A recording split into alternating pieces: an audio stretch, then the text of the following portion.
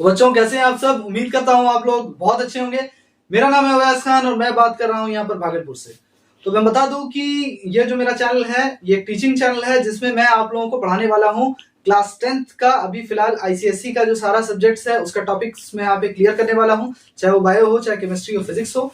और इनके अलावा मैं आप लोगों का जो हिस्ट्री, ज्योग्राफी है या फिर लिटरेचर है, मर्चेंट ऑफ वेनिस है या फिर जो भी नई किताब आएगी उससे रिलेटेड मैं यहाँ पर आप लोगों को सारा सब्जेक्ट्स जो है वो यहाँ पर क्लीन एंड क्लियर करने वाला हूँ, हर एक चीज।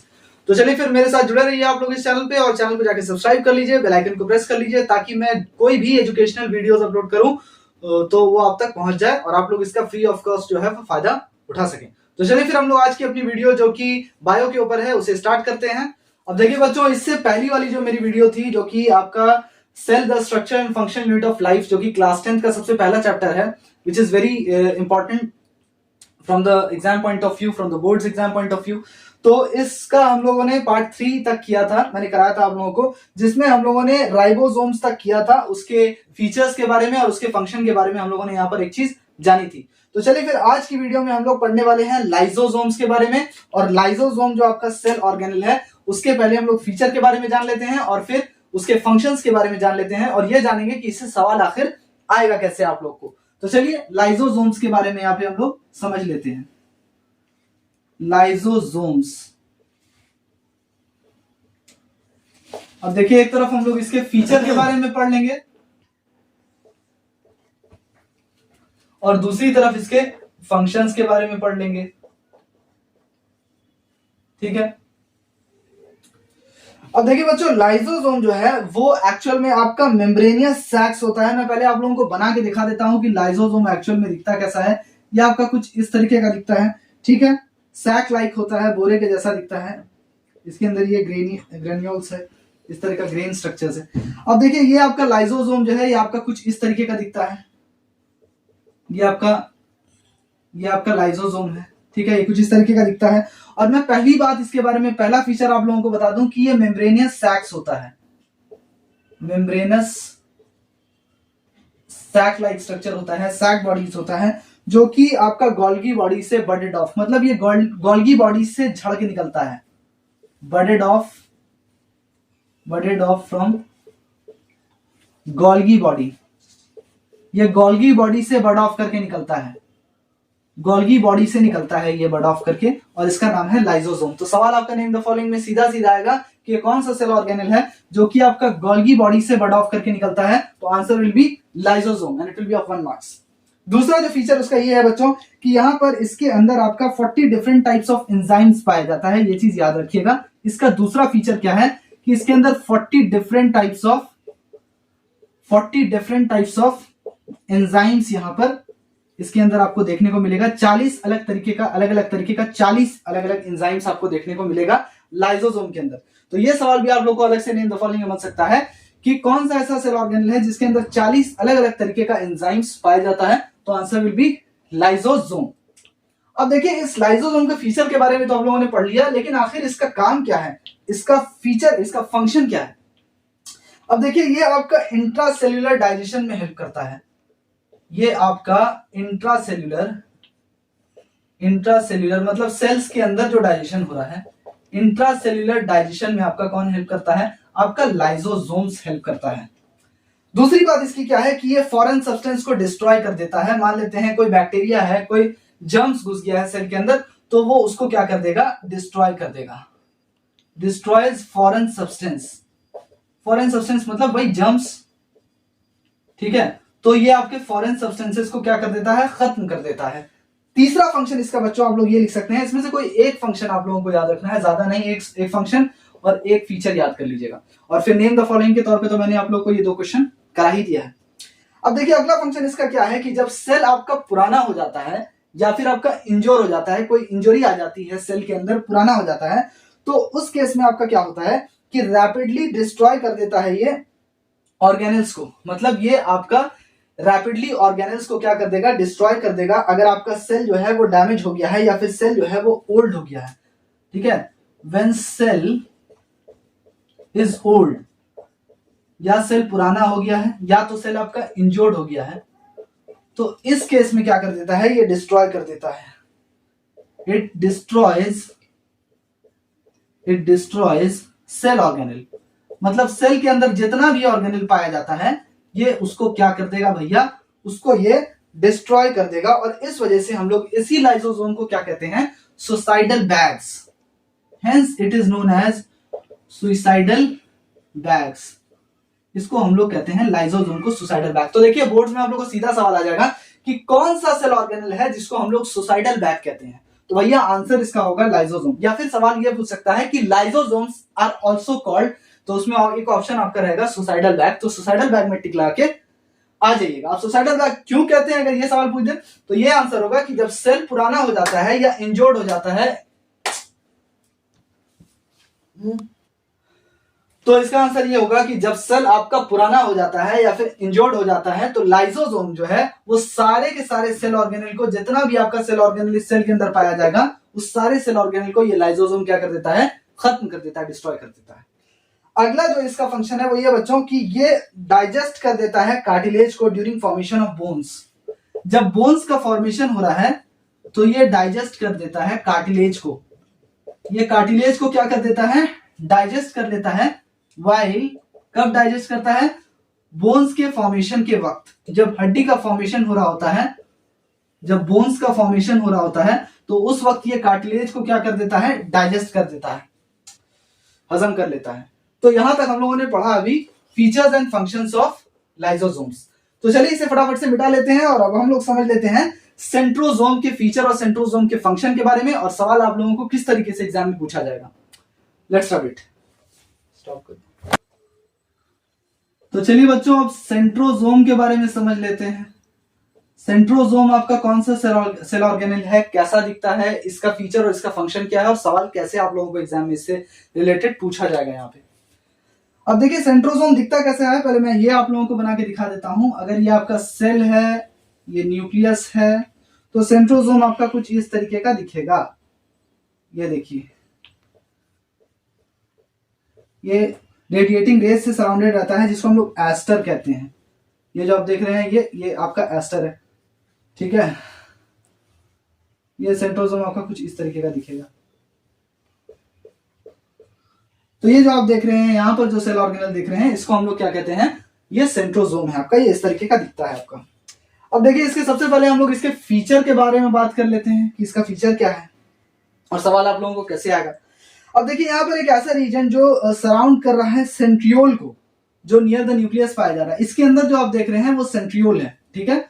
अब ये सराउंड कर रहा है, ये सराउंड कर रहा है किसको, सराउंड सेंट्रियोल्स, सराउंड सेंट्रियोल।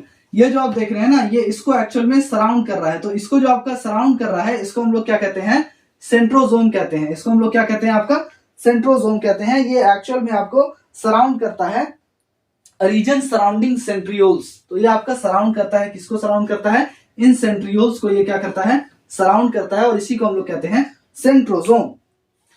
दूसरी बात यह है कि इसके अंदर 1 और 2 सेंट्रियोल्स पाया जाता है। ये देख रहे हैं जो इसके अंदर 1 या 2, 1 2 ये जो पाया जा रहा है इसको हम लोग सेंट्रियोल कहते हैं, और ये जो देख रहे हैं इसको हम लोग कहते हैं सेंट्रोसोम। इसको हम लोग कहते हैं सेंट्रोसोम, और पूरे को कहते हैं एस्टर।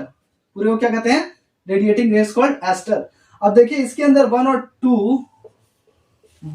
2 सेंट्रियोल्स, 1 और 2 सेंट्रियोल्स इसके अंदर जो है वो पाया जाता है। 1 और 2 सेंट्रियोल्स जो है सेंट्रोसोम के अंदर पाया जाता है। ये चीज आप लोग याद रखिएगा, सवाल आ सकता है। इट कंटेन्स 1 और 2 centrioles, the answer will be centrosome. और how many centrioles the centrosome contain, 1 और 2 सेंट्रियोल्स। तीसरा इसका फीचर क्या है बच्चों सेंट्रोसोम का, कि ये सराउंडेड होता है माइक्रोट्यूब्यूल से, छोटे छोटे ट्यूब से, surrounded by microtubules, surrounded by microtubules. ये जो आपका सेंट्रोसोम है, ये जो सेंट्रोसोम है ये आपका सराउंडेड रहता है छोटे छोटे ट्यूब्यूल से। अब देखिए इसके फंक्शन के बारे में हम लोग जान लेते हैं। इसमें से कोई एक ही फीचर याद करना है आप लोग को। इस सेंट्रियोल को सराउंड करता है, एक या दो सेंट्रियोल इसके अंदर जो है वो पाया जाता है, और तीसरी बात कि ये सराउंडेड रहता है माइक्रोट्यूब्यूल से। अब इसके फंक्शन के बारे में जान लेते हैं कि सेंट्रोसोम का फंक्शन क्या है। मैं बता दूं कि सेंट्रोसोम जो है वो इनिशिएट करता है या रेगुलेट करता है सेल डिवीजन को। मतलब ये स्टार्ट भी करेगा, इनिशिएट भी करेगा। इनिशिएट मतलब स्टार्ट करना, इनिशिएट और रेगुलेट करेगा रेगुलेट करेगा। क्या चीज को रेगुलेट करेगा? तो सेल का जो डिवीजन होता है उसको इनिशिएट और रेगुलेट करेगा, पहला फंक्शन। दूसरी बात इसकी यह है कि सेंट्रोसोम जो है वो आपका स्पिंडल फाइबर बनाता है। क्या बनाता है? Forms spindle fibre, forms spindle fibre. तो ये आपका स्पिंडल फाइबर बनाता है, बता दूं, एस्टर्स की मदद से। ये जो एस्टर आप देख रहे हैं, ये पूरे को क्या कहते हैं हम लोग? एस्टर कहते हैं। इसको हम लोग क्या कहते हैं? एस्टर। तो ये इन एस्टर्स की मदद से क्या बनाता है? आपका स्पिंडल फाइबर बनाता है with the help of esters. तो यहाँ पे ये एस्टर्स की मदद से जो है आपका स्पिंडल फाइबर बनाता है सेंट्रोसोम। तो ये दो फंक्शन इसका याद रखिएगा कि सेल डिवीजन को इनिशिएट और रेगुलेट भी सेंट्रोसोम ही करता है, और स्पिंडल फाइबर जो बनता है आपका सेल डिवीजन के दौरान एस्टर की मदद से, वो स्पिंडल फाइबर बनाने का काम भी आपका सेंट्रोसोम का ही होता है। तो ये इसका फंक्शन है, इसमें से एक फंक्शन याद करना है, एक फीचर याद कर लीजिएगा। तो चलिए इसके बाद हम लोग फटाफट से समझ लेते हैं अगले सेल ऑर्गेनेल प्लास्टिड्स के बारे में, which are found only in plant cells.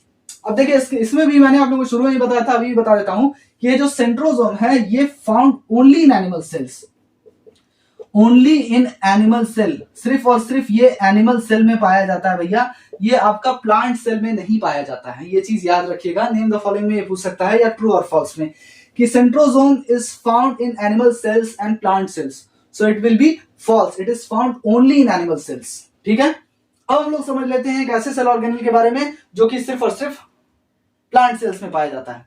So let's rub it.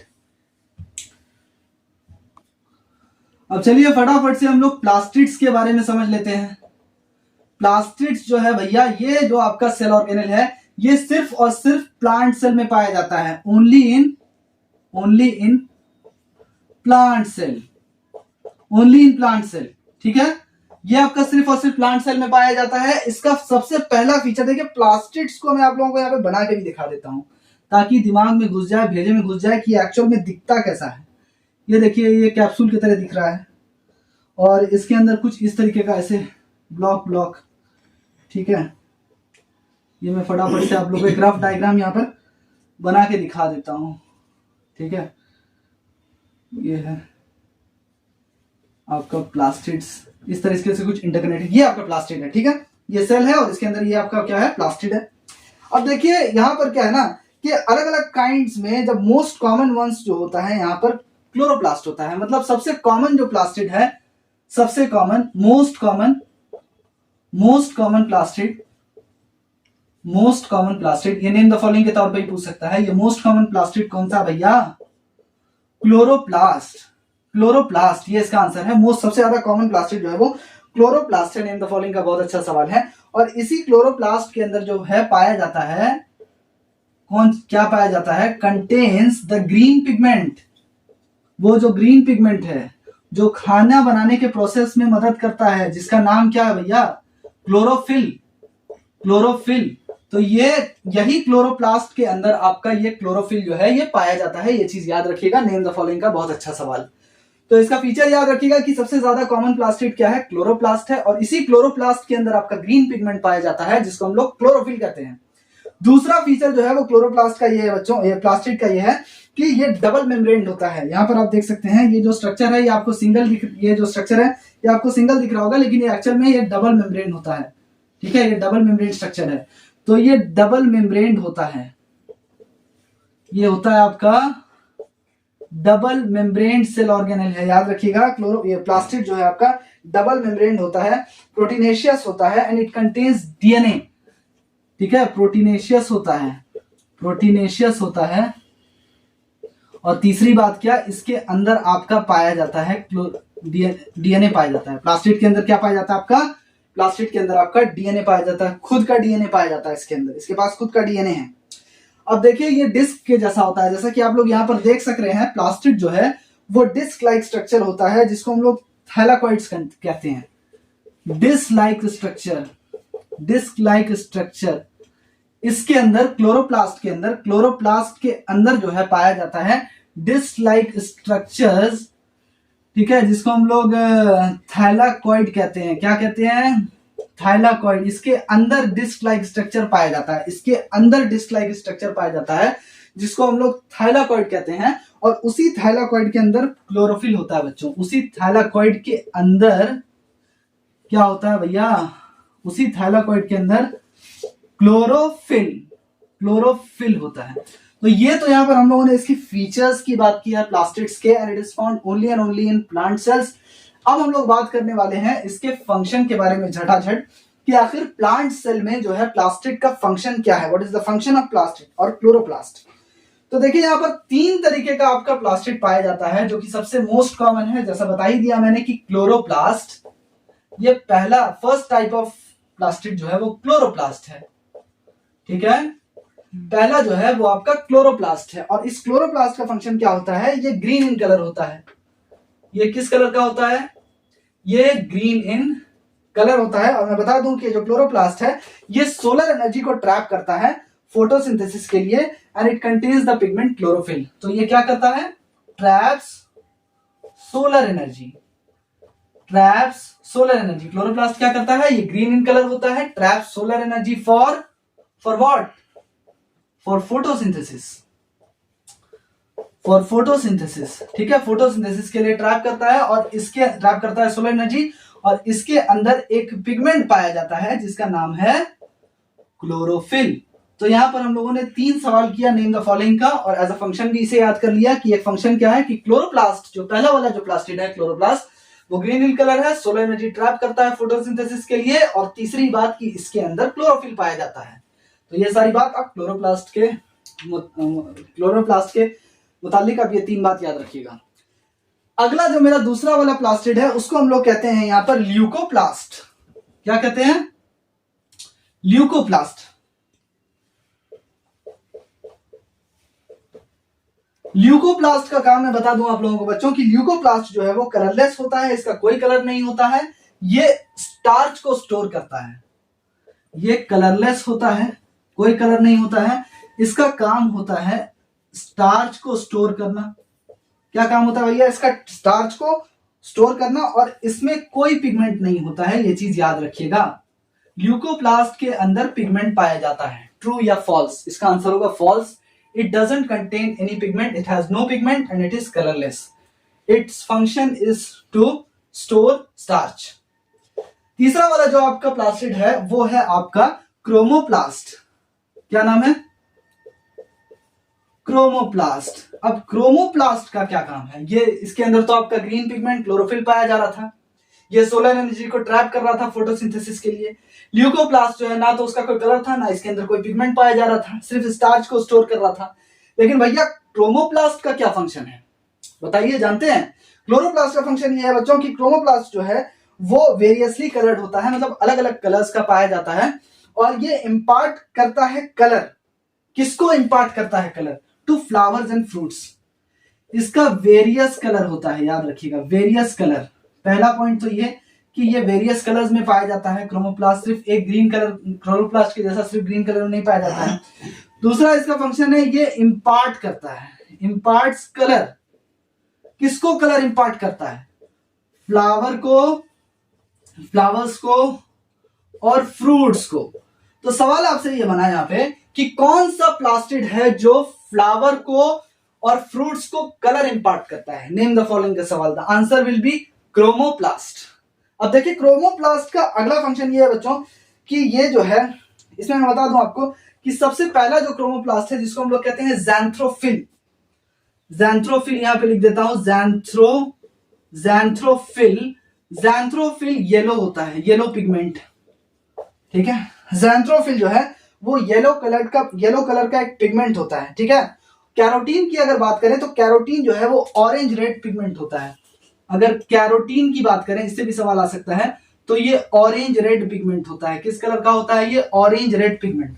पहला सवाल पूछेगा कि कौन सा पिगमेंट आपका क्लोरोप्लास्ट में पाया जाता है जो कि येलो कलर का होता है, तो आंसर विल बी ज़ैंथ्रोफिल। कौन सा पिगमेंट आपका पाया जाता है क्रोमोप्लास्ट के अंदर जो कि ऑरेंज रेड कलर का होता है, सो the answer will B carotene. इस तरह से आपको नेम द फॉलोइंग में सवाल एग्जाम में बनने वाला है। अब देखिए इनडायरेक्टली आपका जो क्रोमोप्लास्ट होता है बच्चों, इनडायरेक्टली आपका ये पॉलिनेशन में भी हेल्प करता है। कैसे इनडायरेक्टली ये पॉलिनेशन में हेल्प करता है, अभी मैंने आपको बताया कि क्लोरोप्लास्ट जो है वो अलग अलग कलर्स का होता है, रंग बिरंगा होता है। तो चूंकि रंग बिरंगा होता है बच्चों, तो ये अट्रैक्ट करता है, ये इंसेक्ट्स को अट्रैक्ट करता है। तो ये इनडायरेक्टली आपका पॉलिनेशन में हेल्प करता है। जब अट्रैक्ट करेगा, फॉर एग्जाम्पल ये आपका प्लांट है, ठीक है, ये आपका पत्ता है और ये आपका फूल है फॉर एग्जाम्पल। अब ये फूल का जो है ये कलर बहुत अच्छा है, तो इस पे आके कौन बैठेगा? इस पे आके कीड़ा मकोड़ा बैठेगा, ठीक है, क्योंकि ये इसके कलर को देख के अट्रैक्ट होगा। और जब ये उसके ऊपर आके बैठेगा तो जो उसके अंदर जो पॉलन ग्रेन्स होगा, वो पॉलन ग्रेन्स इस इंसेक्ट के बॉडी पे चिपक जाएगा। जब चिपक जाएगा तो वो इंसेक्ट जब उड़ के कहीं जाएगा तो वो आपका इनडायरेक्टली पॉलिनेशन में हेल्प करेगा, क्रॉस पॉलिनेशन में वो आपका हेल्प करेगा बच्चों। तो इस तरह से मैंने आपको समझा दिया कि किस तरह से ये इंसेक्ट को अट्रैक्ट करता है अपने कलर की वजह से, जिसकी वजह से इंसेक्ट इसके ऊपर आके बैठता है और पॉलन ग्रेन्स उस इंसेक्ट की बॉडी में चिपक जाता है, फिर वो इंसेक्ट उड़ जाता है, जिसकी वजह से आप कह सकते हैं ये इनडायरेक्टली हेल्प करता है पॉलिनेशन में भी। तो यहां पर एक फंक्शन इसका आप लोग याद रखिएगा क्रोमोप्लास्ट का, कि डज क्रोमोप्लास्ट हेल्प इन और do chromoplasts help in pollination? Yes they do. Why? Because they are of various colors, it has different colors which attracts the insects and which indirectly helps in pollination. अब देखिए अच्छे से हम लोगों ने plastids के feature और functions के बारे में समझ लिया और ये भी समझ लिया कि सवाल आप लोगों को किस किस तरीके से बन सकता है। अब अगली बात हम लोग फटाफट से समझ लेते हैं। हम लोग समझ लेते हैं न्यूक्लियस के बारे में, जिसको हम लोग कहते हैं control centre of the cell. ये है सबका बाप, जहां से हर चीज कंट्रोल हो रही है, सारा सेल ऑर्गेनल कंट्रोल हो रहा है। इसके बारे में बात कर लेते हैं, इसे मिटा लेते हैं।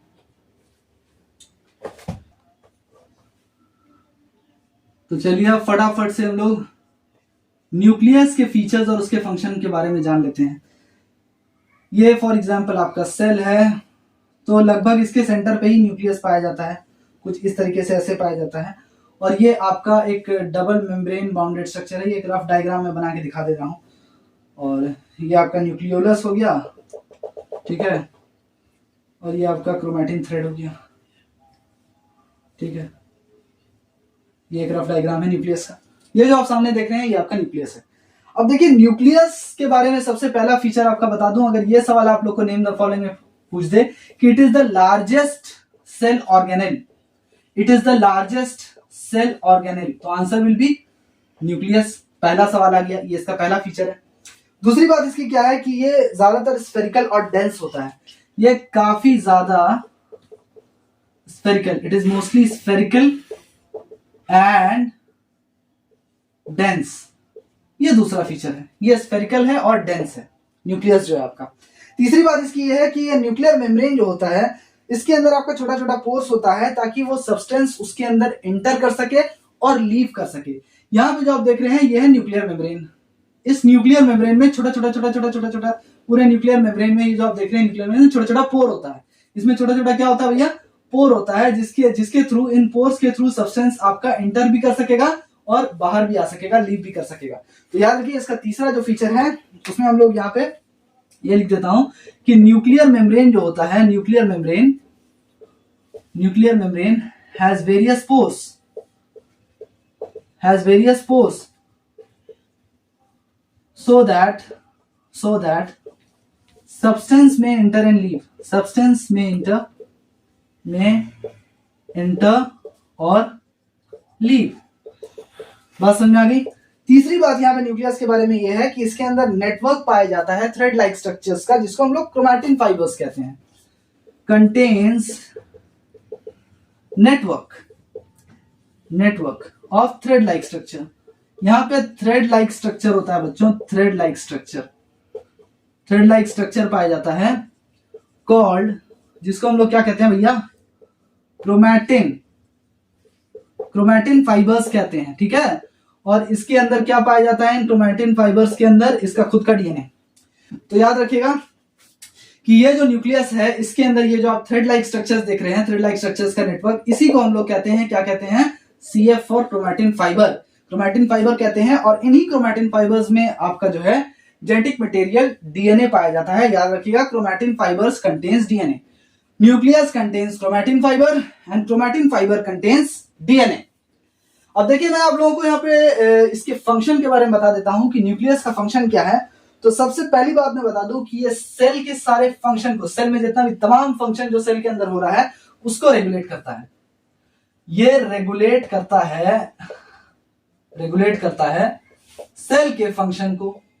ये रेगुलेट करता है आपका सेल के फंक्शन को, मतलब अगर इसे रिमूव कर दिया जाए तो सेल मर जाएगा। ये सेल की जान है एक तरह से। जैसे हम लोग के बॉडी में हार्ट होता है, वो हार्ट जो है एक तरह से अगर वो ब्लड को पंप नहीं करे तो सारा ऑर्गन्स जो है वो काम करना बंद कर देगा। उसी तरह से ये न्यूक्लियस आप कह सकते हैं, जैसे हम लोग में हार्ट होता है वैसे न्यूक्लियस होता है। अगर इसको रिमूव कर दीजिएगा, इफ रिमूव, अगर आप न्यूक्लियस को रिमूव कर दीजिएगा, what will happen? Cell dies. Cell जो है वो क्या हो जाएगा? मर जाएगा।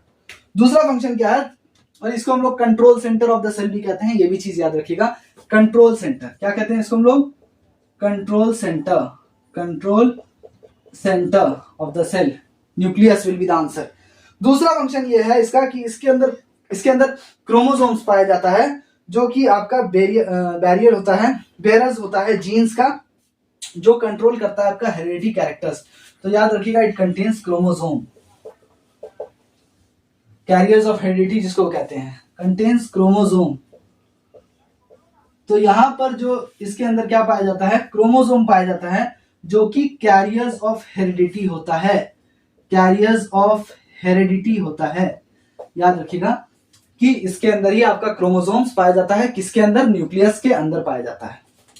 याद रखिएगा, this cell organism contains chromosomes which are the carriers of heredity. तो आंसर विल बी न्यूक्लियस। तो उम्मीद करता हूं कि आप लोगों को न्यूक्लियस के फीचर और फंक्शन के बारे में अच्छी तरीके से समझ में आ गया होगा।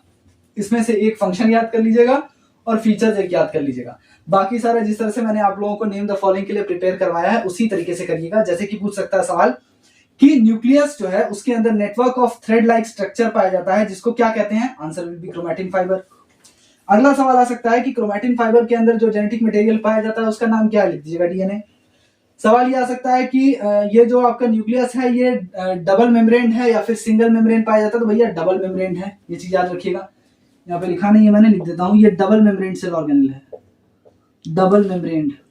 ठीक है, डबल मेम्ब्रेन है। और क्या है? न्यूक्लियर मेम्ब्रेन जो है इसके अंदर वेरियस फोर्स होता है कि नहीं? हाँ भाई, बहुत सारा फोर्स होता है, ताकि सब्सटेंस जो है वो एंटर कर सके या फिर लीव कर सके। तो चलिए फटाफट से हम लोग न्यूक्लियस के बाद हम लोग समझ लेते हैं न्यूक्लियोलस के बारे में। ये जो न्यूक्लियस के अंदर ये वाला जो हिस्सा देख रहे हैं, ये वाला जो पार्ट देख रहे हैं, इसी को हम लोग कहते हैं न्यूक्लियोलस। तो चलिए फटाफट से इसे बिठा के हम लोग समझ लेते हैं। अब देखिए यहां पर हम लोग न्यूक्लियोलस के बारे में फटाफट से समझ लेते हैं। न्यूक्लियोलस क्या है? ये मान लीजिए एक सेल है, इसके अंदर ये आपका न्यूक्लियस है, ये आपका न्यूक्लियस है। ठीक है, तो ये जो आप देख रहे हैं ये तो आपका क्रोमैटिन फाइबर हो गया। ये जो आप देख रहे हैं ये पार्ट, ये है आपका न्यूक्लियोलस। ये पार्ट जो है ये आपका क्या है? N for nucleolus. ये तो पूरा न्यूक्लियस है और ये पार्ट जो है वो है आपका न्यूक्लियोलस। इसके सबसे पहला फीचर मैं आप लोगों को बता दूं कि न्यूक्लियोलस जो है वो राउंड शेप स्ट्रक्चर होता है। ये देख सकते हैं आप लोग साफ साफ कि ये कैसा है? राउंड शेप्ड है। तो ये राउंड शेप्ड है, पहला फीचर। ये आपका राउंड शेप्ड है, round shaped structure, round shape structure found inside the nucleus, round shape structure found inside the nucleus. The answer will be nucleolus. अब देखिए राउंड शेप्ड होता है and it is present inside the nucleus. तो इसका location याद रखिएगा, inside the nucleus.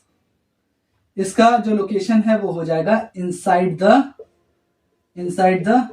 Nucleus. ये हो जाएगा न्यूक्लियोलस का लोकेशन। इसके फंक्शन के बारे में बता दूं कि न्यूक्लियोलस का जो काम है वो राइबोसोम बनाता है, प्रोड्यूसेस राइबोसोम,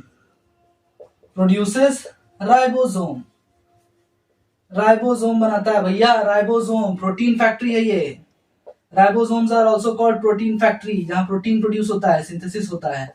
तो जहां प्रोटीन सिंथेसिस होता है, जो प्रोटीन फैक्ट्री है, उस प्रोटीन फैक्ट्री को कौन प्रोड्यूस करता है? उस राइबोसोम को कौन प्रोड्यूस करता है भैया? तो राइबोसोम को प्रोड्यूस करने वाला बंदा न्यूक्लियोलस है, जो कि न्यूक्लियस के अंदर पाया जाता है। दूसरा फंक्शन ये है इसका कि ये डिक्टेट करता है राइबोसोम को कि ये प्रोटीन बनाए। अभी मैंने बताया था कि राइबोसोम प्रोटीन फैक्ट्री है, तो यही बोलता है, यही डिक्टेट करता है, यही कहता है, डिक्टेट्स राइबोसोम। किससे कहता है? ये राइबोसोम को आदेश देता है कि आप प्रोटीन बनाइए।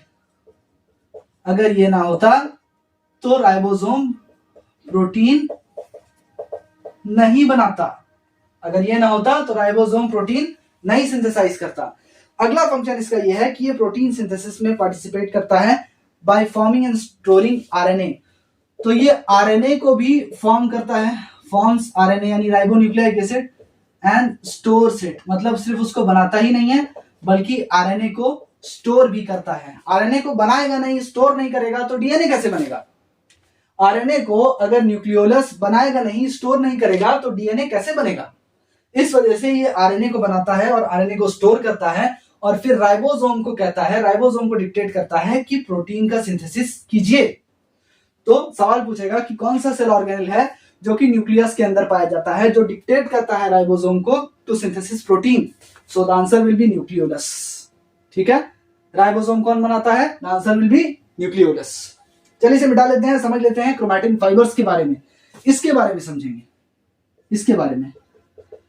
ये जो थ्रेड लाइक स्ट्रक्चर है जिसको क्रोमैटिन फाइबर कहते हैं, जिसके अंदर डीएनए पाया जाता है।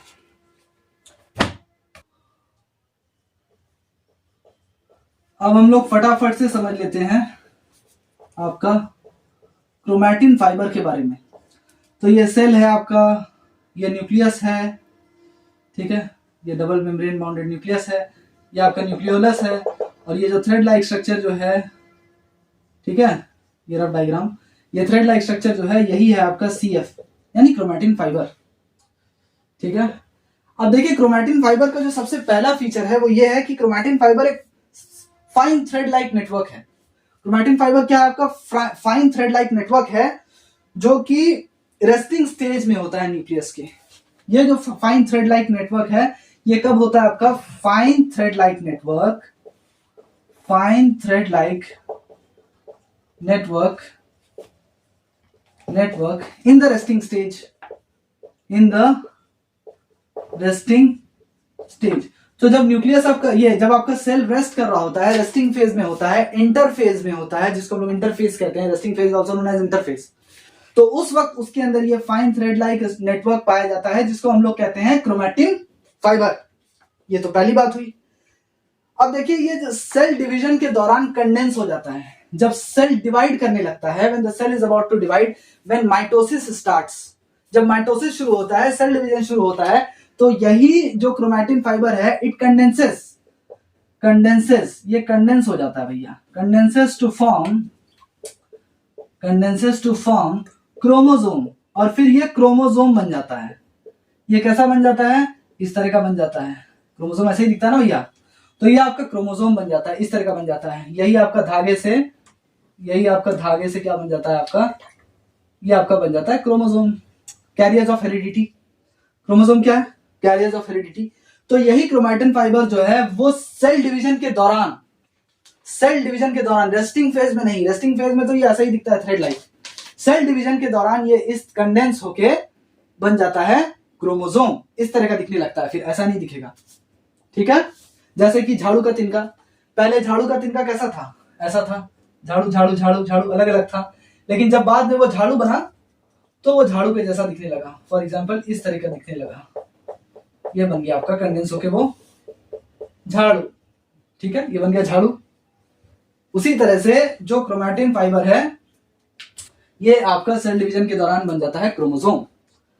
अब देखिए इसका एक और फीचर याद रखिए कि ये डीएनए थ्रेड से बना होता है।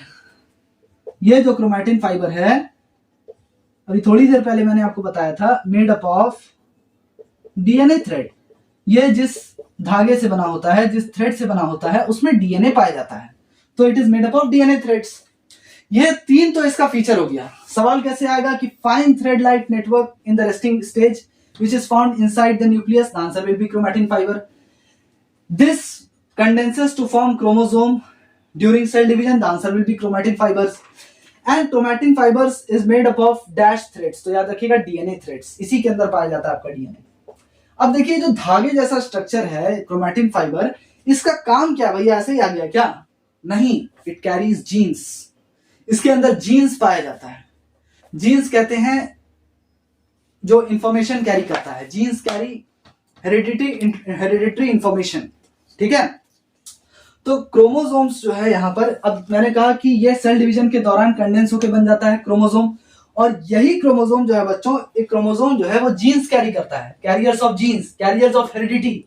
तो ये जो क्रोमोसोम है, ये जो क्रोमोसोम्स है जो कि आपका क्रोमैटिन फाइबर से बना है, जो कि आपका ये जो क्रोमोसोम है, जो कि आपका क्रोमैटिन फाइबर से बना, इसी से ना बना है ये, तो इसका फंक्शन, तो क्रोमोसोम जो है इट कैरीज जीन्स, ये जीन्स कैरी करता है, या फिर कैरियर्स ऑफ हेरिडिटी हम लोग कहते हैं क्रोमोसोम्स को, ठीक है। तो ये जीन्स कैरी करता है which are the carriers of heredity, which are the carriers of what, heredity का कैरियर्स है। पिताजी की आंखें जो है वो ब्लू है, तो बच्चे की भी आंख ब्लू हो जाती है। ये किस वजह से होता है? ये जीन्स की वजह से होता है। और जीन्स कहां पाया जाता है? क्रोमोसोम्स में पाया जाता है। अगर क्रोमोसोम्स नहीं होता तो उसमें जीन्स नहीं होता, तो पिताजी से बच्चे में उसका क्वालिटी नहीं आ पाता, ठीक है। So these chromosomes are the only carriers of genes, और these are called the carriers of heredity. What is called the carriers of heredity? Chromosomes, ठीक है। तो पेरेंट्स से जो ऑफस्प्रिंग में जो क्वालिटी आता है ना, पेरेंट्स टू ऑफस्प्रिंग में जो बच्चे के अंदर जो क्वालिटीज आता है, आईज ब्लू है, टॉल है, या फैट है, या शॉर्ट है, इस तरह का जो भी क्वालिटी आता है, या उसका बॉडी टाइप कैसा है, लीन है, फिजिक कैसा है, वो सारा जो आपका जो आता है माँ बाप से बच्चे के अंदर जो क्वालिटी, वो आपका इन्हीं क्रोमोसोम्स की वजह से होता है, जो आपका क्रोमैटिन फाइबर से बना होता है, ठीक है। अब हम लोग समझ लेते हैं वैक्यूल्स और ग्रैन्यूल्स के बारे में, इसे फटाफट से मिटा लेते हैं। तो चलिए हम लोग फटाफट से वैक्यूल्स के बारे में समझ लेते हैं। वैक्यूल्स कैसा दिखता है? ये देखिए, यह सेल और इसके अंदर जो ये अंडे जैसा स्ट्रक्चर दिख रहा है, यही है आपका वैक्यूल, वी फॉर वैक्यूल। इसका पहला फीचर ये है बच्चों कि ये क्लियर स्पेस होता है जिसके अंदर पानी पाया जाता है। ये क्लियर स्पेस होता है जिसके अंदर वाटर पाया जाता है, या दूसरा substance in solution contains water और क्लियर स्पेस। ये क्लियर स्पेस होता है विच हैज वाटर।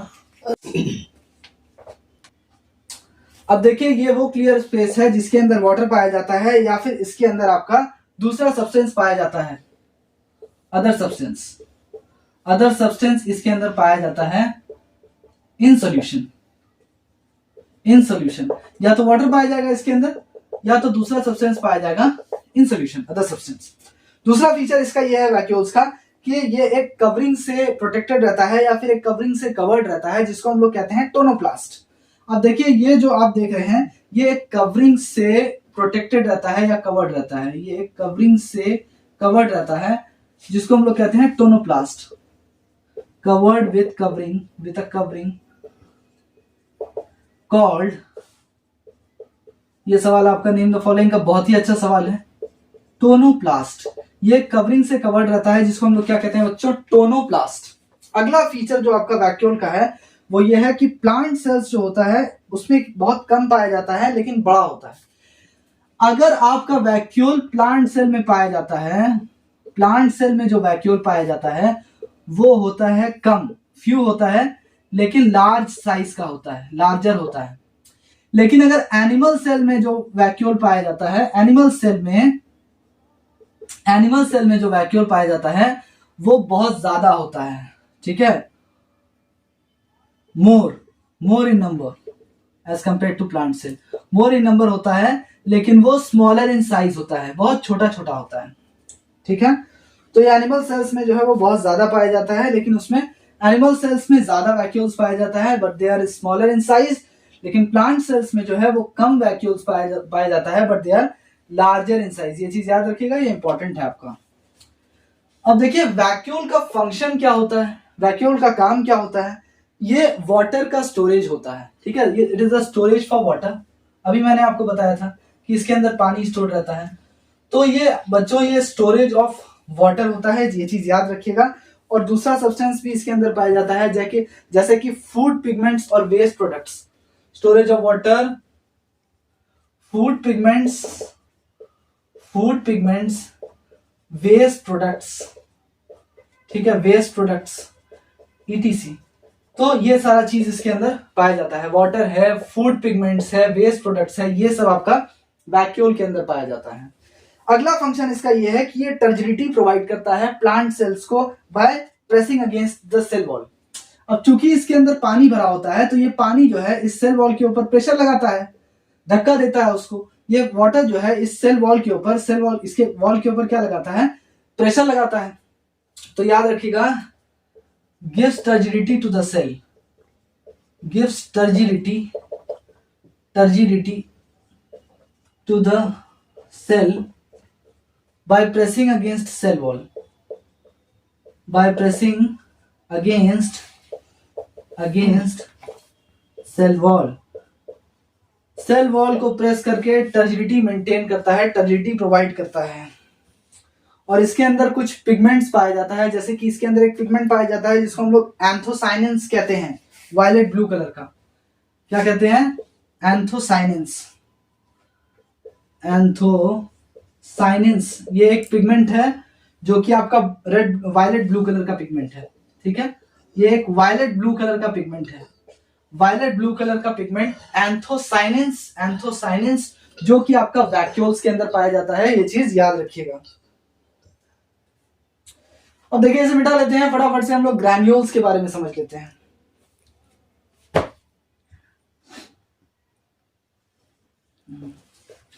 फटाफट से हम लोग आखिरी सेल ऑर्गेनेल्स ग्रैन्यूल्स के बारे में समझ लेते हैं। जो छोटा छोटा ग्रेन लाइक स्ट्रक्चर होता है, ग्रेन के जैसा, दाने के जैसा।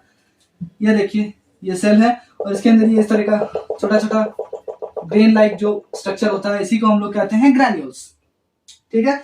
ये स्मॉल क्रिस्टलाइन पार्टिकल्स होता है, स्मॉल होता है, क्रिस्टल लाइक होता है, स्मॉल होता है, क्रिस्टल लाइक होता है, याद रखिएगा।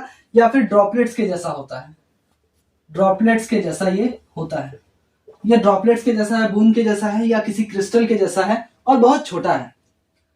अब इन ग्रैन्यूल्स का काम क्या है? ये तो इतना छोटा है, लेकिन ग्रैन्यूल्स का काम यह है कि ये स्टार्च को स्टोर करता है प्लांट सेल्स में और ग्लाइकोजन को स्टोर करता है एनिमल सेल्स में। तो स्टोर करता है स्टार्च को, ठीक है, किसमें? Plant cell.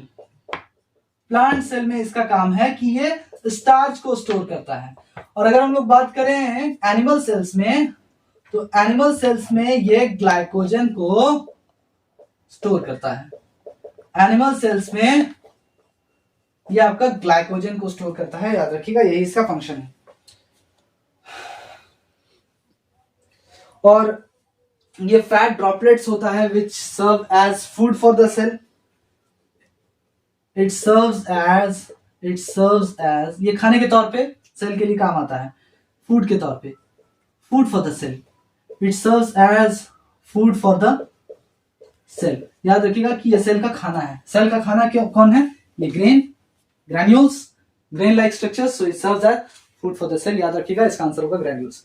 तो ये रहा इसका दो फंक्शन। इस दो फंक्शन में से कोई एक याद कर लीजिएगा। और इसका फीचर ये है कि ये छोटा होता है, क्रिस्टल लाइक होता है, या फिर ड्रॉपलेट्स के जैसा होता है, granules. So will and up the topic here. तो बच्चों, यहाँ पर खत्म होता है हमारा आज का टॉपिक, जिसमें हम लोगों ने अलग अलग सेल ऑर्गेनेल्स का फीचर्स और उनके फंक्शंस के बारे में जाना। और मैं उम्मीद करता हूँ कि आप लोगों को वीडियो पसंद आई होगी। और अगर कोई चीज ऐसा है जो आप लोगों को समझ में नहीं आ रहा है, या फिर जिस चीज पे मुझे काम करना चाहिए, तो आप लोग कमेंट्स पे जो है डिस्क्रिप्शन में, कमेंट्स में जाके आप लोग मेंशन कर सकते हैं, लिख सकते हैं। तो चलिए फिर हम लोग मिलते हैं अपनी अगली वीडियो में। तब तक के लिए आप लोग अपना ख्याल रखें। गुड बाय, और मिलते हैं अपनी अगली वीडियो में फिर। Good bye.